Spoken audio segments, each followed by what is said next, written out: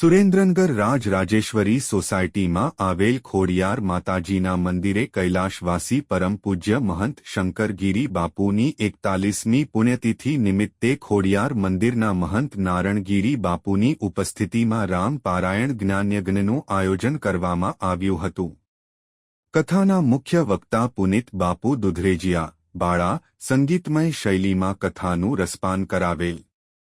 આ શ્રી રામ પારાયણમાં આવતા પ્રસંગોમાં શિવ વિવાહ, રામ જન્મ, રામ વિવાહ, ભરત મિલાપ, શબરી નવધા ભક્તિ, રામ રાજ્યાભિષેક, રામેશ્વર સ્થાપના વગેરે પ્રસંગો ઉજવવામાં આવ્યા હતા. કથામાં સર્વે ભાવિ ભક્તો તથા સાધુ સંતો મહંતો બહોળી સંખ્યામાં ઉપસ્થિત રહ્યા હતા.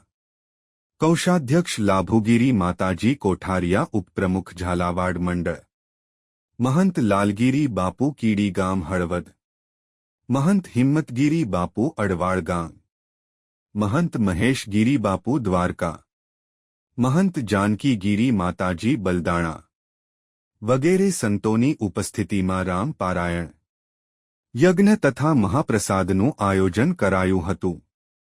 તેમજ નિવૃત્ત પીઆઈ વિજયસિંહ ઝાલા ખંભલાવવાળા તરફથી દરેક સેવકગણ, આમંત્રિત મહેમાનો અને તમામ સાધુ સંતોને સાલ ઓઢાડીને સન્માનિત કરવામાં આવ્યા હતા અને રાત્રિના સંતવાણીનો કાર્યક્રમ રાખવામાં આવ્યો હતો.